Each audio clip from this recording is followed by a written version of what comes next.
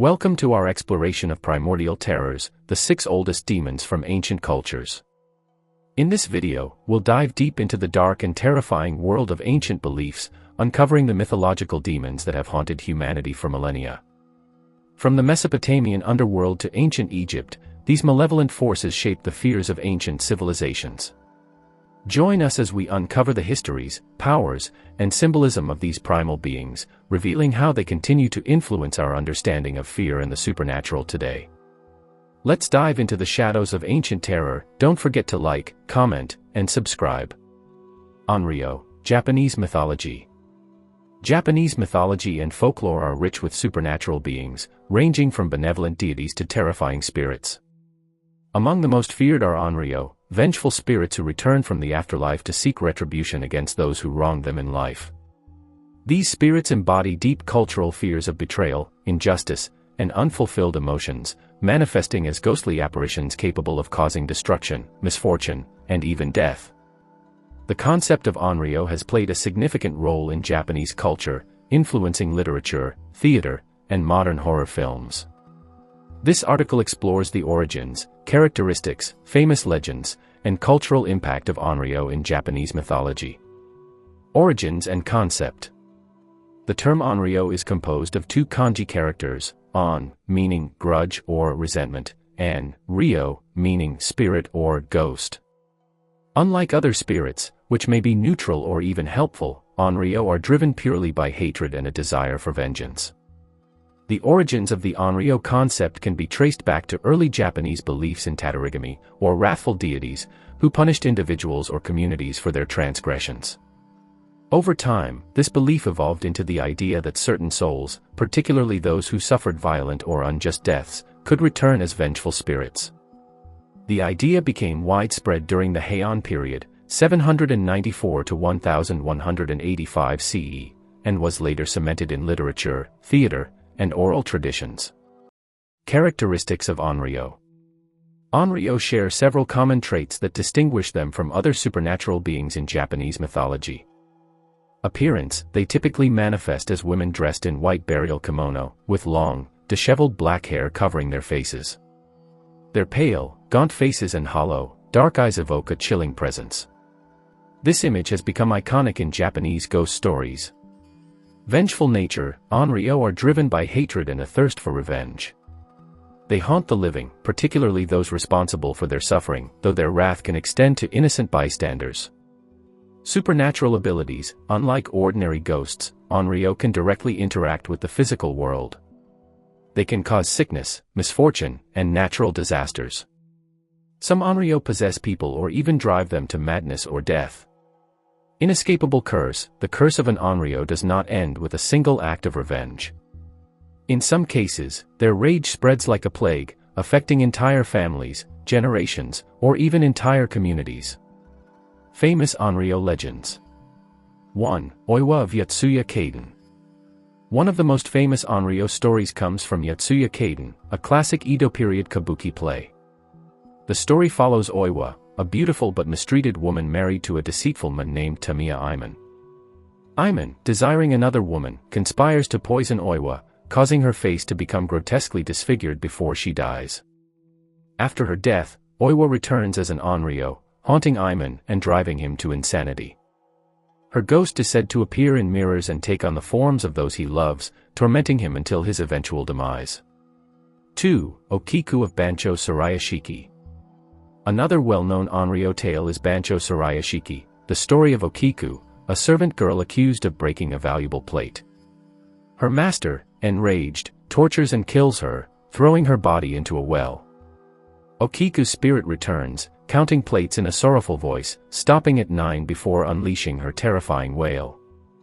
In some versions, she exacts revenge by driving her master to insanity.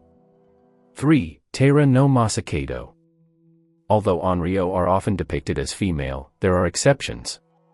Taira no Masakado was a samurai warrior who rebelled against the imperial court in the 10th century.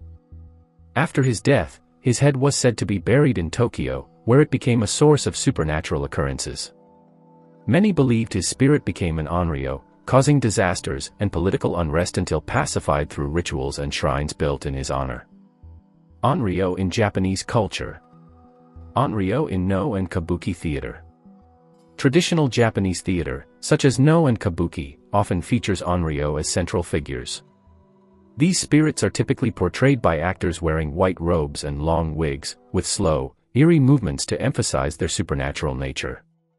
The stories often explore themes of karma, justice, and the consequences of betrayal. Onryo in literature. Onryo appear frequently in Japanese literature, from ancient texts like the Nihon Shoki and Heike Monogatari to Edo period ghost stories. The legends of Onryo have been retold in various forms, ensuring their presence in Japanese storytelling. Onryo in modern horror films. The influence of Onryo extends into modern Japanese horror films, where they have become a defining element of the genre. Famous examples include Sadako Yamamura from Ringu, The Ring, a vengeful spirit who emerges from a cursed videotape to kill her victims.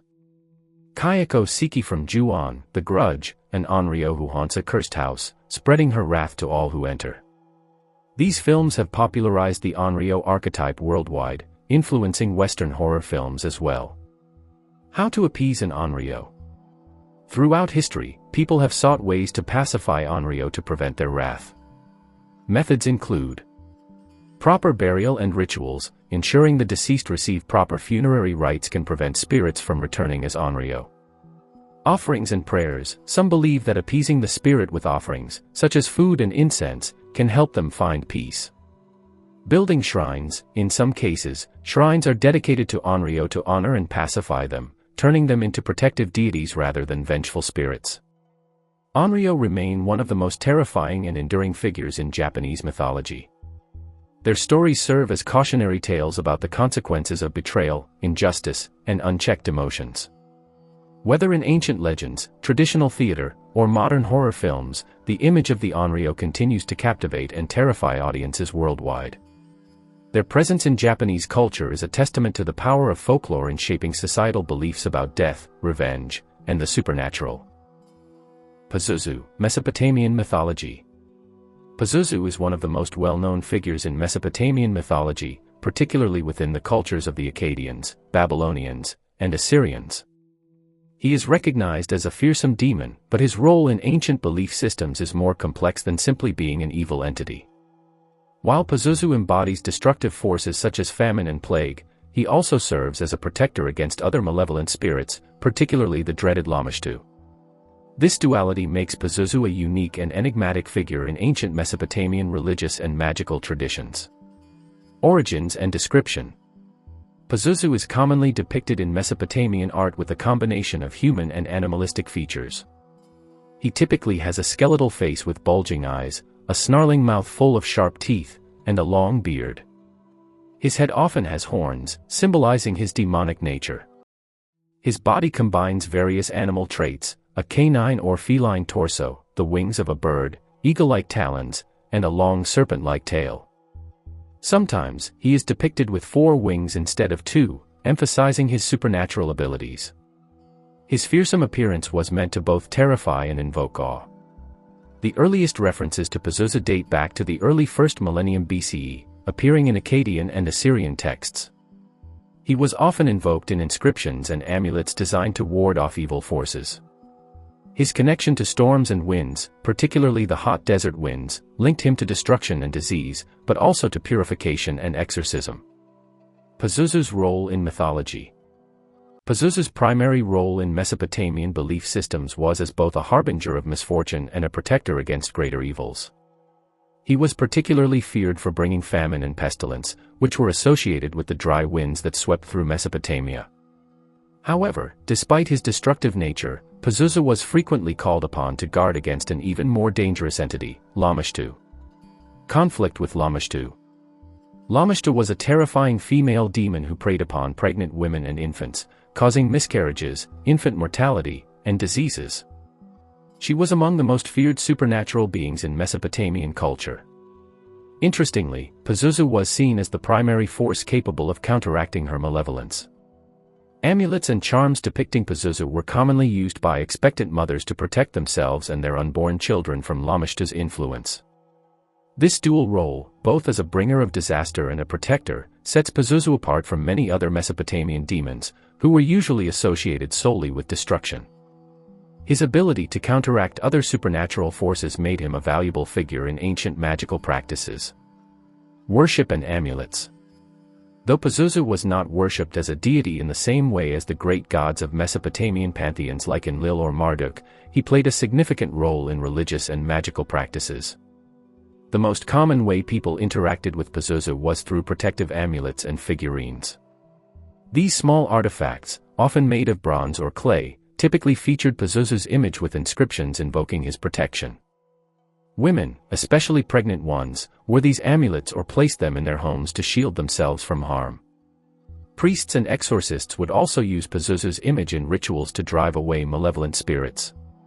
In some cases, Pazuzu's name would be written on objects or temple walls as a protective measure. His image was believed to be so powerful that even the sight of it could ward off evil spirits, reinforcing the idea that he was both fearsome and beneficial. Pazuzu's connection to the elements. One of Pazuzu's primary associations was with the wind. In Mesopotamian texts, he is frequently described as the demon of the southwest wind, which brought drought, dust storms, and disease. The unpredictability and destructive power of the wind made it a fitting element for Pazuzu to command. However, wind was also connected to exorcism and purification. Rituals involving wind and breath were common in Mesopotamian magic, where evil spirits were believed to be expelled through air. This link further explains why Pazuzu was invoked in protective magic. His connection to the wind made him a potent force against other spiritual threats. Pazuzu in later history and popular culture. The influence of Pazuzu did not end with the decline of Mesopotamian civilization. His image and mythology persisted in various forms, resurfacing in different cultural contexts over the centuries.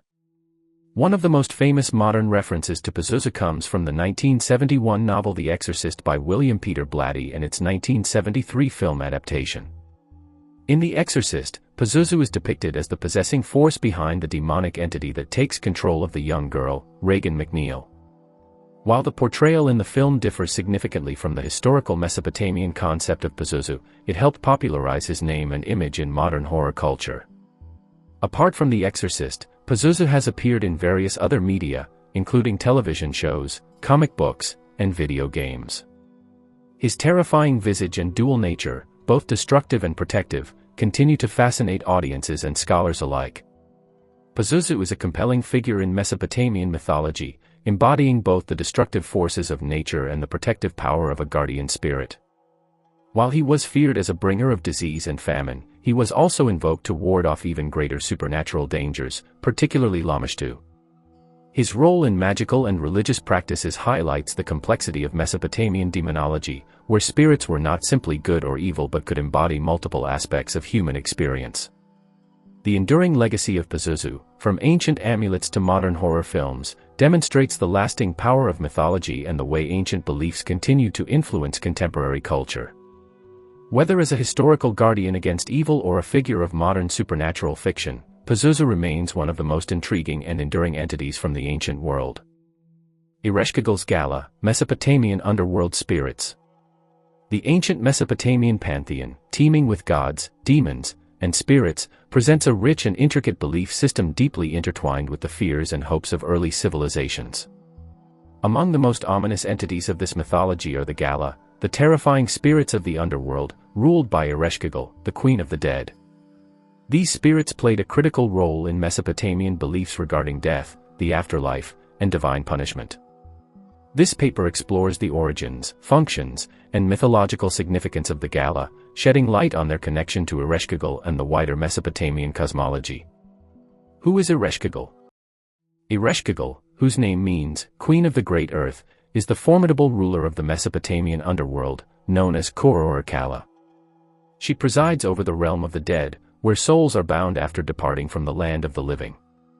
Unlike her more widely known sister, Inanna/Ishtar, the goddess of love, fertility, and war, Ereshkigal is a grim and unwavering deity who ensures that the dead remain within her domain.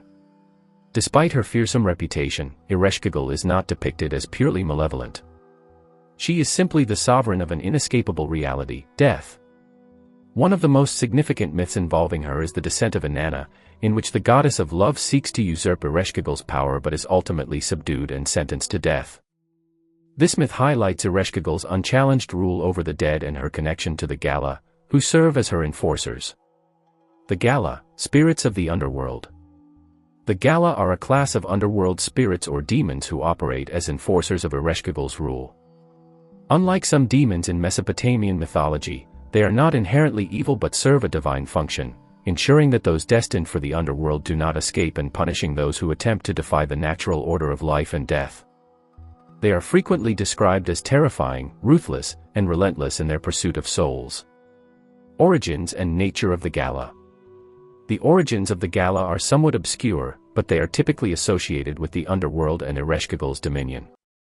Some interpretations suggest they were originally created by the gods to maintain cosmic balance, ensuring that the dead remained within their proper domain.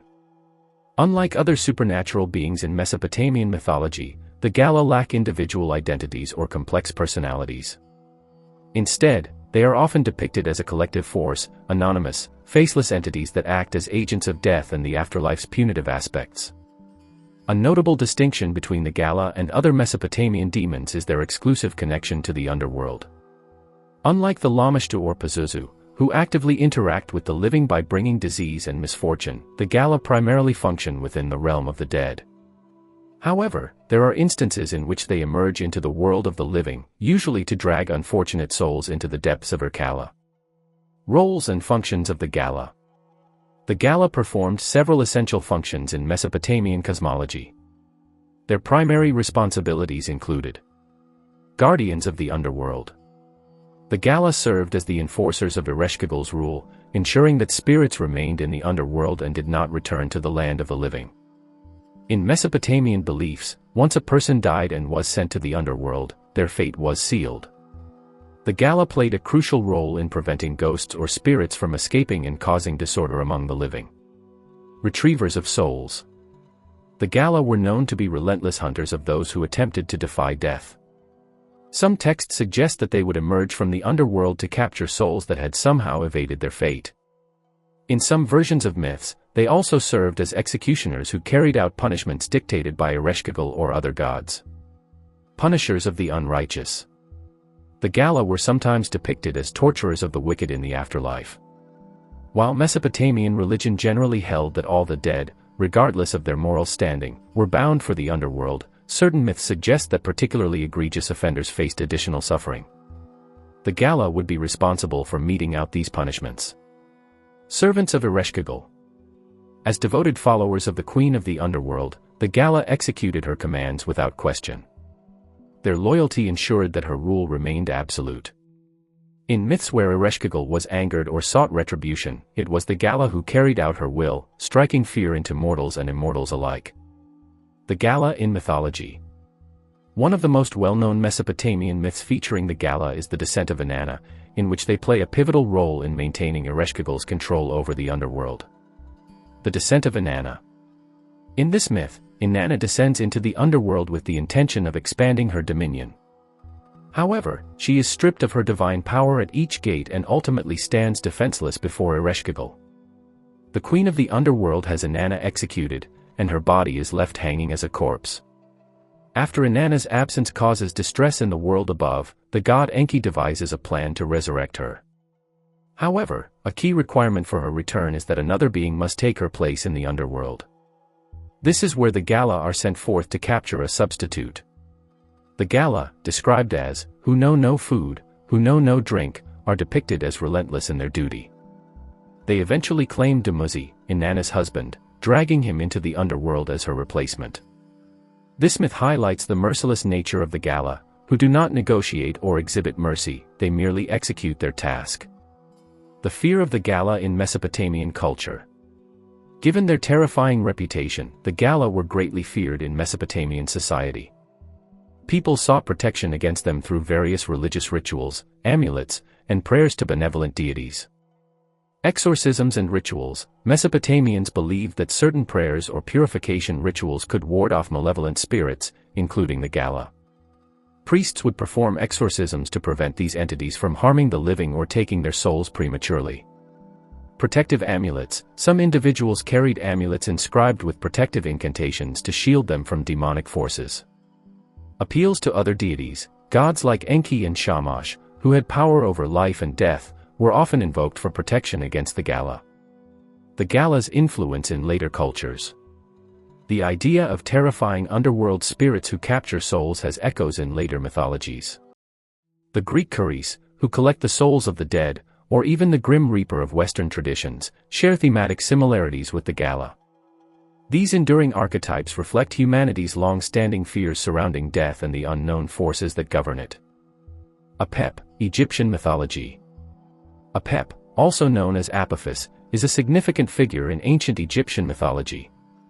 He is a formidable serpent deity associated with chaos, darkness, and evil. Unlike other Egyptian deities, Apep was not worshipped but feared, as he represented the antithesis of Ma'at, the cosmic order upheld by the gods, particularly Ra, the sun god. This document explores Apep's origins, mythological role, depictions, battles with Ra, and his influence on later cultures. Origins and symbolism.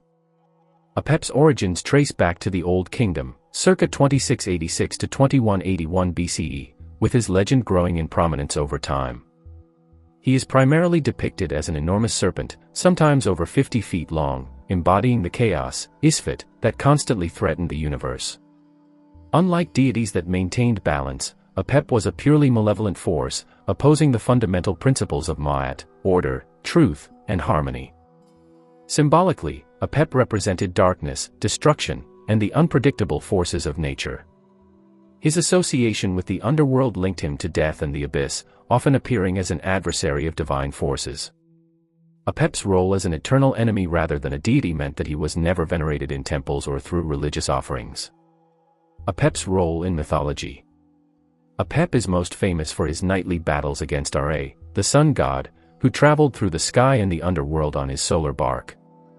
Each evening, as Ra descended into the Duat, the underworld, Apep attempted to devour him, threatening to plunge the world into eternal darkness. This myth represented the struggle between light and darkness, order and chaos, ensuring that each dawn was a victory for Ma'at. Apep's attacks took various forms. He conjured storms, created earthquakes, and emitted deafening roars to instill terror. However, Ra was always accompanied by powerful deities such as Set, the god of storms and war, who played a crucial role in defending the sun god. Priests and followers of Ra also performed rituals and recited spells to weaken Apep's influence, ensuring the continuation of the cosmic cycle. Depictions of Apep. Apep was most commonly depicted as a colossal serpent, sometimes coiled and other times stretching across the sky or the underworld. In some artistic interpretations, he had multiple heads or was entwined in knots, symbolizing his chaotic nature. Texts often described his scales as iron and his breath as fire, reinforcing his fearsome attributes. In later periods, Apep's image was sometimes destroyed in ritual practices to symbolize the triumph of Ma'at over Isfet. Ancient Egyptians created wax or papyrus effigies of Apep, which were ritually cut, burned, or trampled upon to weaken his power. This practice reflected the widespread fear of his influence and the importance of maintaining cosmic order. The battle between Apep and Ra. One of the most crucial aspects of Apep's mythology is his eternal struggle against Ra. This battle was an allegory for the cycle of day and night, with Apep embodying the dangers of the unknown that lurked beyond the horizon. The myth was recorded in various religious texts, including the Book of the Dead, coffin texts, and pyramid texts. Each night, as Ra journeyed through the underworld, he encountered Apep, who sought to overturn the solar bark. The serpent used dark magic, hypnotic illusions, and brute force to achieve his goal. However, Ra's allies, including Set, Bastet, and other protective deities, countered these attacks. Set, in particular, was known for his violent and aggressive nature, making him an ideal warrior against the Serpent of Chaos. Despite Apep's relentless efforts, Ra always emerged victorious, ensuring the sun's rise each morning. This cyclical battle reassured the Egyptians that Ma'at was upheld, and the world would not succumb to eternal darkness. Rituals to defeat Apep. Apep's existence instilled a deep fear in the Egyptian people, leading to various religious practices designed to weaken his influence. The Book of Overthrowing Apep, a collection of spells and rituals, was recited by priests to combat his malevolence. These incantations included descriptions of Apep's destruction, reinforcing his inevitable defeat. Some common rituals included burning effigies. Priests fashioned wax models of Apep and burned them, symbolizing his annihilation. Stabbing drawings. Temples featured images of Apep that were ritually stabbed, weakening his mythical form. Spitting and cursing. Egyptians spat on representations of Apep and cursed his name, further diminishing his power. Chanting protective spells. Spells were recited to assist Ra in his nightly battle, ensuring the sun's return. These practices reinforced the idea that Apep's chaos was never absolute and could always be repelled through devotion to Ma'at. Apep and the role of Set. Set, the god of storms and chaos, had a complicated relationship with Apep. While Set was often viewed negatively due to his role in the murder of Osiris, he was also regarded as Apep's primary adversary. In some myths, Set stood at the bow of Ra's solar bark, wielding a spear or blade to strike Apep and prevent him from consuming the sun. This duality highlights Set's complex nature. He was both a disruptive force and a necessary defender against greater chaos.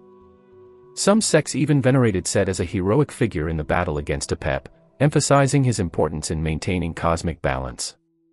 Apep's influence on later cultures. Apep's legend persisted beyond ancient Egypt, influencing various religious and mythological traditions. His role as a primordial force of chaos mirrors other serpent-like adversaries found in global mythologies, such as Tiamat, Mesopotamian mythology, a dragon-like entity representing chaos, defeated by Marduk. Jormungandr, Norse mythology, the Midgard serpent, fated to battle Thor during Ragnarok. Satan, Christianity. While not a direct parallel, the imagery of the serpent as a malevolent being influencing darkness and deception is similar. Vritra, Hindu mythology, a dragon serpent associated with drought and chaos, vanquished by Indra. These comparisons illustrate how the concept of a serpentine chaos being transcended Egyptian mythology, finding expression in diverse cultures. Apep remains one of the most intriguing figures in Egyptian mythology, embodying the eternal struggle between order and chaos. His nightly battles with Ra symbolized the necessity of vigilance against destructive forces and reinforced the importance of Ma'at in Egyptian belief systems. Though feared rather than worshipped, Apep's mythological presence played a crucial role in shaping religious rituals, artistic depictions, and cultural narratives. His influence extends beyond ancient Egypt, leaving an enduring legacy in mythologies worldwide. As a symbol of darkness and disorder, Apep's story reminds us of the ongoing conflict between stability and chaos, a theme that remains relevant across cultures and histories. Sekhmet's demonic wrath, Egyptian mythology.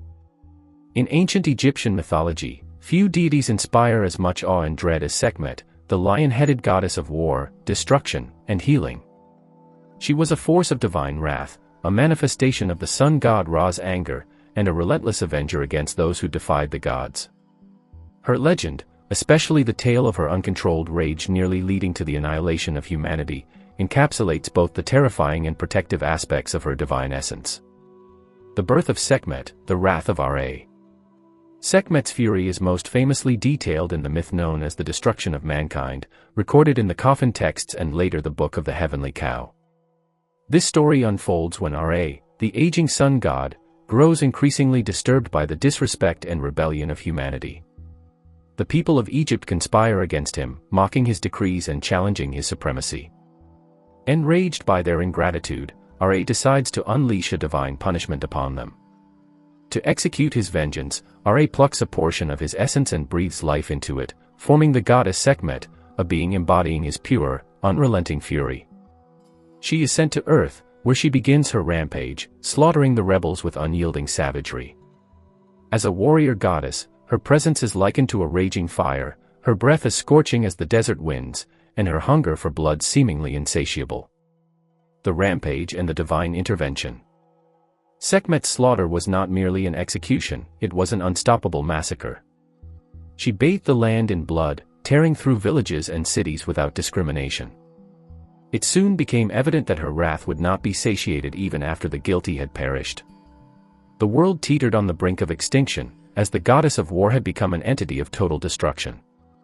Fearing the loss of all humankind, Ra began to regret his decision. The other gods, too, pleaded for intervention. However, stopping Sekhmet was no simple feat. Her rage was divine, and her purpose single-minded. Only through cunning could she be subdued. Ra devised a plan to pacify his daughter's wrath. He ordered his priests to prepare vast quantities of red-dyed beer, mimicking the appearance of blood. The beer was poured over the fields in Sekhmet's path. Drawn by the sight of what she believed was a fresh river of human blood, she eagerly drank it. As the intoxicating beverage took effect, her bloodlust was dulled, her divine frenzy subdued. Eventually, she collapsed into a deep slumber, allowing the world to escape annihilation.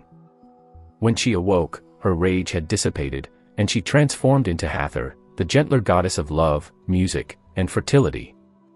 The duality of Sekhmet, destruction and healing. Though her wrath was legendary, Sekhmet was not purely a goddess of destruction. She also played a crucial role as a deity of healing and protection. This duality made her one of the most paradoxical figures in Egyptian mythology. Just as she could bring plague and disease, she could also cure them. She was closely associated with doctors and was invoked in times of illness.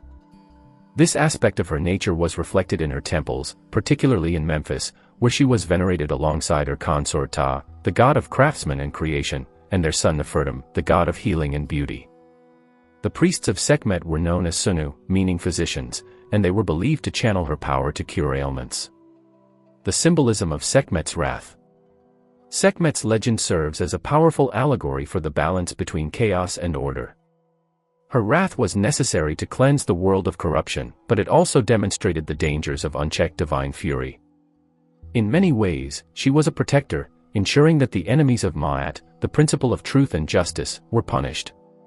However, she also embodied the terrifying consequences of vengeance gone too far. Her transformation into Hathor represents the Egyptian understanding of harmony. Even the fiercest force must be tempered to maintain cosmic balance. This duality is reflected in her name itself. Sekhmet derives from the Egyptian word Sekhem, meaning power or might. She was both the executioner and the healer, the destroyer and the preserver. Sekhmet in Egyptian worship and legacy. Throughout Egyptian history, Sekhmet was revered as both a fearsome and benevolent deity. Pharaohs would invoke her before battle, seeking her protection and the strength to vanquish their enemies. Many kings, including Amenhotep III, commissioned thousands of statues in her honor, hoping to harness her power for their reigns. During the New Kingdom, Sekhmet was called upon in purification rituals. Her priests conducted ceremonies to prevent plagues, believing that her wrath could manifest as pestilence. These rituals sought to keep her satisfied and ensure that her destructive aspect remained dormant. Her influence extended beyond Egypt. Some scholars suggest that she may have inspired similar war goddesses in other cultures, such as the Hindu goddess Durga or the Mesopotamian deity Ishtar. Today, she remains a popular figure in modern spirituality, symbolizing strength, transformation, and the fierce protection of justice. Sekhmet's demonic wrath is one of the most striking elements of Egyptian mythology. It showcases the terrifying power of divine vengeance but also the wisdom required to temper such force. Her story is a reminder of the delicate balance between destruction and renewal, a theme that echoes throughout many mythological and philosophical traditions. In her fearsome roar and healing touch, Sekhmet embodies the eternal cycle of power, justice, and mercy. Rakshasas, Hindu mythology. Hindu mythology is rich with a vast array of supernatural beings, each serving a role in the cosmic order of dharma, righteousness, and adharma, unrighteousness. Among these entities, Rakshasas hold a significant place as powerful, often malevolent beings that appear throughout ancient Hindu texts.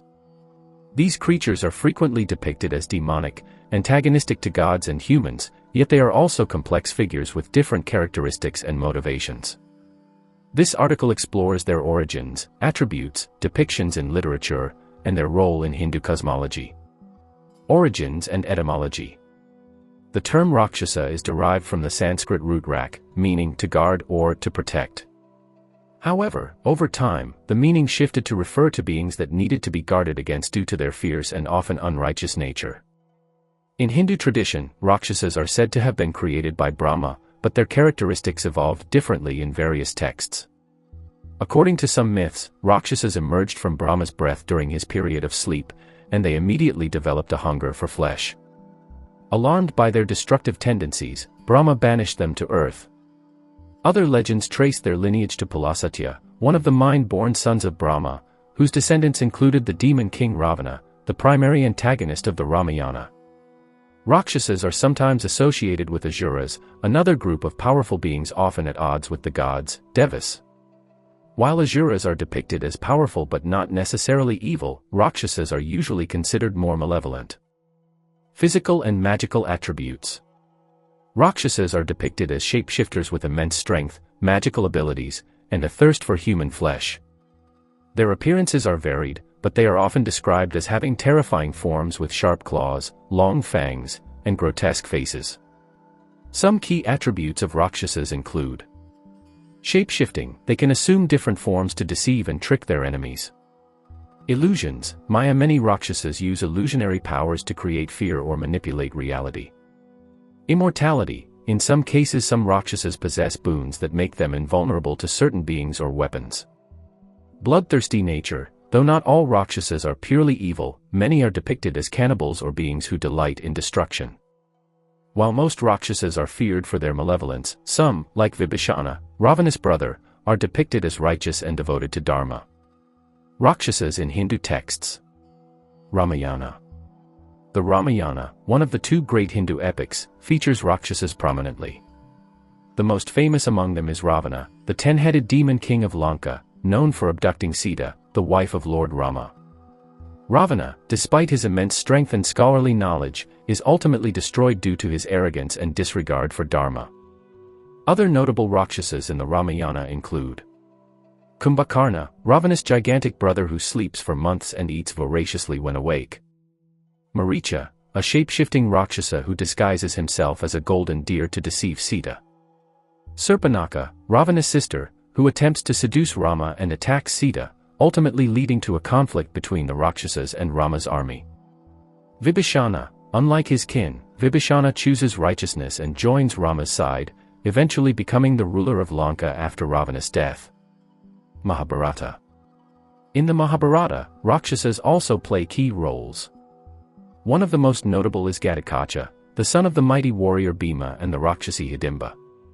Unlike the malicious Rakshasas of the Ramayana, Ghatotkacha is depicted as a noble warrior who fights on the side of the Pandavas in the Kurukshetra war. His death at the hands of Karna is considered a great loss for the Pandavas. Another famous Rakshasa from the Mahabharata is Bakasura, a demon who terrorizes a village by demanding human sacrifices, until Bhima kills him in battle. Puranic literature and other texts. Various Puranas and other scriptures mention Rakshasas in different contexts. They are often portrayed as opponents of the gods, challenging their authority and causing chaos in the universe. Some Rakshasas become powerful rulers, while others serve divine purposes by testing the devotion and righteousness of sages and heroes. Notably, some Rakshasas achieve redemption. A prime example is Jaya and Vijaya, the gatekeepers of Lord Vishnu's abode, who were cursed to be born as Rakshasas due to a misunderstanding. They were reborn as Hiranyakashipu and Hiranyaksha, and later as Ravana and Kumbhakarna, before finally attaining liberation. Rakshasas in popular culture and interpretations. Rakshasas have transcended their mythological origins to become a part of modern culture, appearing in literature, television, films, and comic books. In contemporary depictions, they often embody forces of darkness, chaos, or antagonism against divine or heroic figures. In Hindu thought, however, Rakshasas are not merely evil but represent aspects of human nature, pride, greed, and destruction, that must be overcome to achieve balance and righteousness. Some Rakshasas serve as symbols of ego and ignorance, while others, like Vibhishana or Ghatotkacha, demonstrate the potential for goodness even within those traditionally seen as demonic. Rakshasas in Hindu mythology are more than just demons, they are complex beings with various characteristics and moral alignments. While many serve as antagonists in epic narratives, their stories also explore deeper themes of power, righteousness, and redemption. Through their actions, they help define the virtues and challenges faced by heroes and gods, playing an essential role in the eternal battle between Dharma and Adharma. Ultimately, Rakshasas remind us of the constant struggle between good and evil, within both mythology and the human psyche, making them enduring figures in Hindu tradition.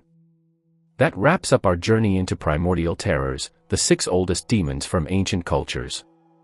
These ancient entities still echo through history, shaping myths, folklore, and even modern fears. Which one intrigued you the most? Let us know in the comments. If you enjoyed this deep dive into the world of forgotten horrors, don't forget to like, share, and subscribe for more chilling explorations into mythology and the occult. Hit the bell icon so you never miss a new video. Thanks for watching, and until next time, stay curious, stay cautious, and beware what lurks in the shadows.